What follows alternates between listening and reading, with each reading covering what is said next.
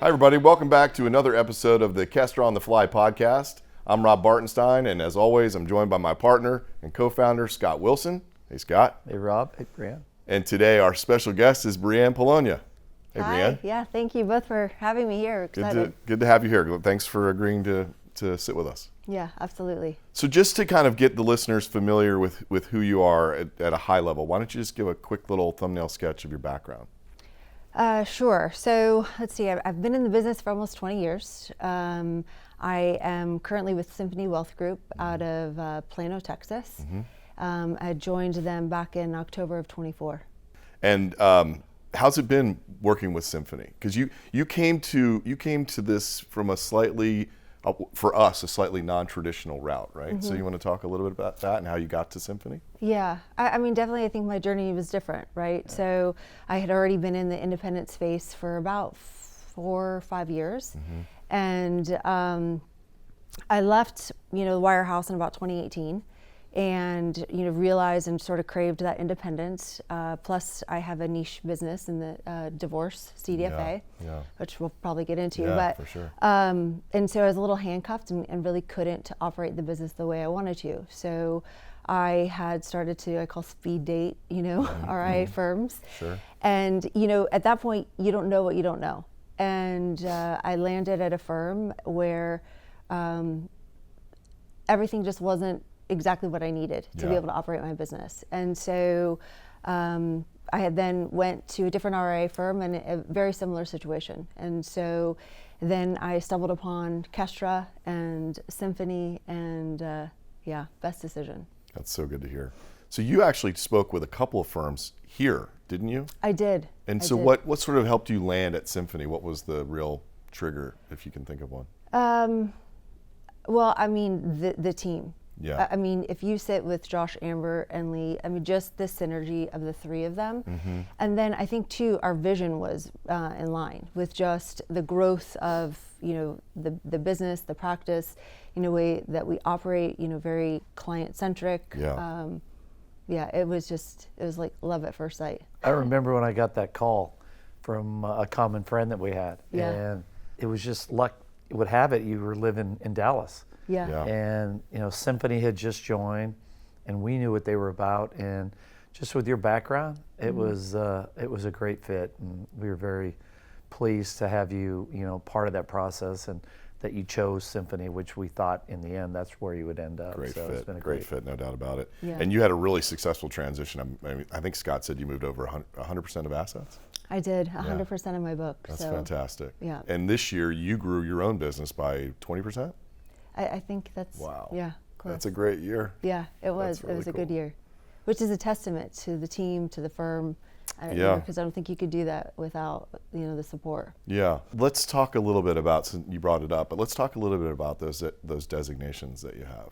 I think they're really two important ones that took some, dedication on your part to pursue and to get done. Do you mind just walking us through what those two designations are, and so our listeners are sure they understand? Sure. So the first is AAMS, which is an accredited asset management specialist. So when I first started in the industry nearly 20 years ago, I had stumbled upon it.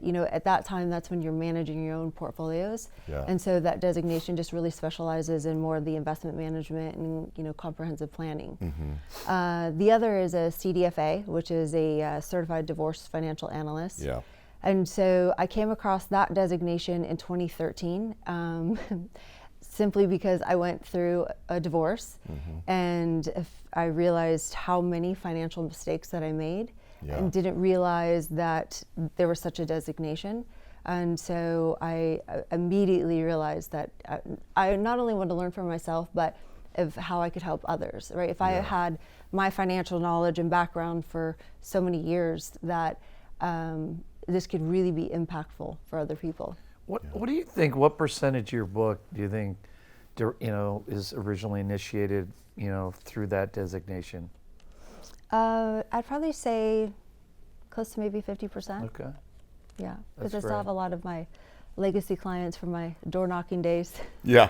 Do you feel like, the direction of the business is charging a fee, or are you a combination of charging a fee and then an asset management charge? How do you balance that? Yeah. So with helping someone go through a divorce, right, there's really sort of two sides of it. It's working with them as they're going through the divorce, which at that point, you know, depending upon where you're coming in and to help them, it's either, you know, a flat fee or an hourly rate, very similar to an attorney. And then, you know, once the divorce is final, and then you're helping them with splitting the marital estate and then the managing the assets, which is more fee-based. So I understand where the motivation came from, right? From personal experience. How do you build a business that way? You know, where does the business come from, and what do you do to sort of make that happen? You know, looking back until present, a lot of it's just been organic. You know, it's word of mouth. It's, you know, once you help one person go through that and they have that experience and really understand how much value you could add to that process, the referrals just come in. Okay, that makes you sense. know, and then a lot of the times I'm working really closely with the attorneys, and so once they realize how much I could help with the financial aspects, you know, and take that off of their plate, you know, then they'll recommend me to, you know, clients who are going through a divorce. And you've probably lived in two of the markets where there probably are a bit higher divorce rates between True. Plano and San Diego. Yeah, San Diego and Dallas definitely a little bit higher percentage. So, can you talk a little bit about, and I don't mean to put you on the spot here, but can you talk a little bit about the specifics of the advantages that the CDFA gives you with clients, like when they're going through the process? What are you really targeting to help them with? You know, when you go through a divorce, the attorney and yourself, everyone is just so focused on getting you through the process, right? And not really looking forward to what happens after, and not only at, you know, 5 years, but 10 years down the road. And so most of what I do is really working through like the different settlement options and scenarios and modeling those out for clients. So that way, as they're heading into mediation or heading into trial, they actually have the comfort and knowledge to know that, hey, if I take this asset or I take the marital home, I am going to be okay, and I'm going to be set up for financial success. So it's more working through the whole financial aspect of the divorce. I think a lot of people historically, and you tell me if I'm wrong, I think they worried that that attorneys may always fill that gap of a service. But my experience, and you tell me if I'm wrong, I think historically they probably did an okay job of like digging into assets that are illiquid in value into, you know, the property settlement. Do you feel like that's been a good, you know, combination still working with attorneys, and that you feel a need there, or do you feel like it's still questionable for some people in terms of, you know, having that designation? That's a good question. So I think in most cases, right, with, you know, depending on assets and the marital estate, that you really need a combination of both, because attorneys are brilliant at getting you through the process and doing all of the paperwork. But oftentimes they're not doing that deep dive into the assets.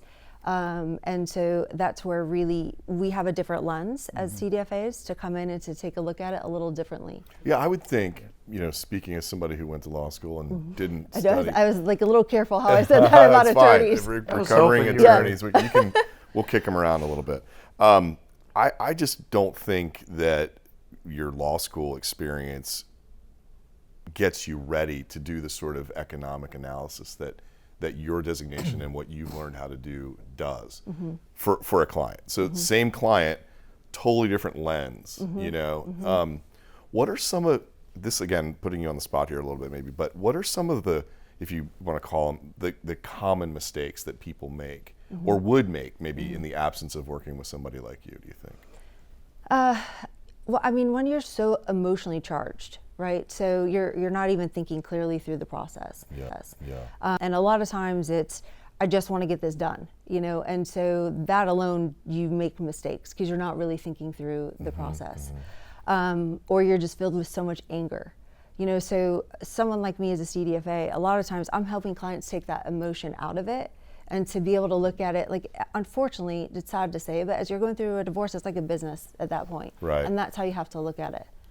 So. Yeah, that's a really interesting point. And I think symphony, like the beauty, when I talk to Josh and Amber and Lee, what you've added to their practice, to their existing clientele, and that whole network of people that they have. I think it was just, that's another good aspect of this, is just the different skill sets that you bring to the table and what they bring to the table, because they have an amazing service and investment philosophy. How has that been a really nice combination on your side, to have somebody that's so deeply tied into the asset management with Kara and her team? Oh, absolutely. I mean, that was definitely a big deciding factor. I mean, I've done this long enough. I mean, sure, I could have opened up my own shop, right? But I wanted a team. I mean, for so many reasons. And really for the benefits of my clients, right? Their expertise, their knowledge, they do have a little bit of a different practice. Investment management was crucial. I learned a long time ago that you can't wear all hats, do all things, because you're doing a disservice to the clients. Sure. And so Symphony is really mastered. That everyone has their role on the team, which is why we could operate at such a high level. Yeah. I mean, Nick and Ross and the whole support staff. I mean, every time I'm up there, it's an impressive outfit from from every aspect. I think what's interesting about it too is that everybody does have a lane. They really do. And in that context, you can remain an individual inside of a team and contribute that way, which I think is really cool. A lot of teams, I'm speaking very broadly, but a lot of teams feel like a blur. It's sort of 3 or 4 people doing more or less the same thing for a different group of subset of clients. And I feel like Symphony is not that way. No, definitely not. But yet I still feel like I have the independence of my business, but within a business, if that makes sense. Yeah, So let's talk about your personal brand then in that context. So how has your brand evolved over time? I mean, obviously these designations play a big role, and that sort of is driving your clientele or your client base. So they're kind of a specific niche of people, if you will. But your personal brand has to have changed, I would say, over the last 7 or 8 years as well, hasn't it? Yeah, I mean, definitely. I would say until I got to Symphony, it was really just branding myself and my designation. But now that I'm with Symphony, it's really incorporating that designation and CDFA within Symphony. And so we're in the process of creating, and branding Symphony Wealth Divorce Advisors. We're hoping to bring on more advisors, CDFAs, to the team, and not just in Texas, but nationally. Bit of a formal kind of question, but if your clients were to describe you and talk about you, what would you hope they would say? And I've had clients for a very long time. Just the good stuff. Yeah, I know. I think, and sort of paraphrasing on some of the things that they've said to me, is that they couldn't have gotten through the divorce situation without me. Yeah. And that I helped really provide clarity during a very overwhelming, complex time of their life, and gave them confidence that they will be okay, after sort of the divorce fog is over. I'm sure that builds really deep client relationships. I mean, the stress, or whatever you want to call it, of them going through that period and you being there alongside them, that's got to deepen a relationship in a way that is, I think, maybe a little different than the average advisor-client relationship. Absolutely. I mean, I'm their advocate during the whole process. Yeah. Oftentimes they'll be in meetings or having discussions with their attorneys or doing things, and I'll have them pause and say, let's step back and look at this a little differently, and sort of challenge maybe some of the scenarios or things that they're going through. So that makes sense. I saw some of that when we were recruiting you, and when we were getting you set up with Symphony. I was always impressed with your grit, and that you really stick to it, and you are you understand, and you're very strong with your opinion about how things should go on that front. And I was always impressed on other topics, on how you stick with it, and I'm sure you really help these people get through a tough time. And I could see that when you were moving your book over as well. Yeah, well, thank you. Yeah. Good. I kind of wish you'd worked with Scott when he was going through his divorce, because we were doing that and building the business at the same time. I didn't want to go there on this. Sorry, man. Sorry. Well, let's keep it about Brianne. Yeah. Okay, Brianne. So, what when you think about the future, what do you want it to look like for you, for Symphony? How that whole interaction takes place, But I mean, think about it both from a business and a personal perspective. Like, what does the future look like? Balancing everything. Yeah, You know what I this mean? is a great question. So I'm a big vision boarder, Okay, and so yeah, I just did a vision board of really what the next 5 years looks like. All right. For both personal and professional, because doing this long enough, you have to have a balance, and which Yeah. again is part of what I love so much about Symphony is they're really big on balance. Yeah. But yet they also want to grow to billions of AUM. So I mean, if I see the future, I definitely see us branding and building both the Symphony and the Symphony Divorce Advisors brand. I would say at least double, if not tripling, from where we are now. Yeah. You're coming up on $1 billion in assets, and it's always been impressive. Just as Josh and Amber and Lee would tell you when we first met them, how tight they were with their clientele, like you were, and now you're approaching, $1 billion of assets, and in this industry, $1 billion is what 100 million used to be. That's 100% correct. And, Yes. and you guys, it's rare air at $1 billion, so it's impressive, and I'm very sure you'll true. get through that one and hit 2 or 3. Yeah, There's no doubt. but definitely. All right, so we're getting into the back part of the podcast here, and this is where we hit the lightning round. Okay. So just sort of, quick responses. You don't have to feel like you have to elaborate, but feel free to if you'd like. Okay. Do you have anyone who is or was a role model for you or a mentor? Definitely.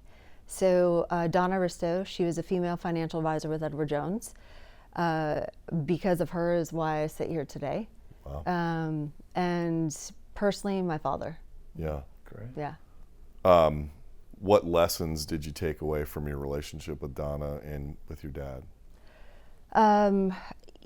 Donna was a female advisor 20 years ago, so at that time there wasn't a lot of female advisors. No. Right.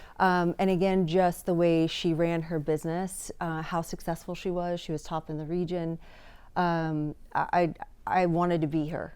And so I definitely have sort of stuck to that. Often as I'm in situations or thinking about things, I'll be like, how would Donna handle that? Yeah. She's still in the business? No, she's retired now. All right. Yeah, I was going to be her G2. Okay. And so she was a little disappointed when I left Edward Jones. Well, but, we all three of us started at Edward Jones. Yeah. in Yeah. the business. Yeah. Interesting. First job Yeah. out of college, Yeah. knocking on doors. Yeah. Yes. Good times. Yeah. Do you have a favorite quote or a bit of wisdom that you sort of fall back on every so often? I wouldn't say a quote, but for me, in every no, there's a yes. And actually, this comes back to my Edward Jones days door knocking, right? Because every door would be a no, or they're slamming it in your face, and the only way I kept going was there's going to be a yes. And so I sort of have that same approach with everything, whether it's personal and or professional or with my clients, that there's always a solution in there, and we're just going to fight till we find it. Ted Jones would be so proud. Yeah, I know. He's looking down He's right looking now. down going, He's so "There it happy." is. Yeah. Well, and you know what? I don't want to give your dad short shrift, so lessons from your dad? Oh, yeah. So I'll try to make this short. I was about 12 years old, and at that time, a girl, and dealing with the pettiness of that. Being a girl at 12? Being a girl at 12. Yeah, it can be tough. I And remember my daughter so going through he that. was never a big fan at Christmas, but for this particular Christmas at that time, he had wrote this letter to me and had it framed about being a bulldozer in life and not allowing people to have so much power over me. Yeah, And yeah. so That's great advice. yeah, so I still live by that. Like, don't get in my way. Yeah, I love it. All right. Yeah. Yeah. Don't get in her way, Scott. I'm looking at you. I'm sure there's some people that are smiling right now when they hear that. I know. See this. I know. All right, last one. If you had a theme song, what would it be? This is a tough one. Carrie Underwood, Champion.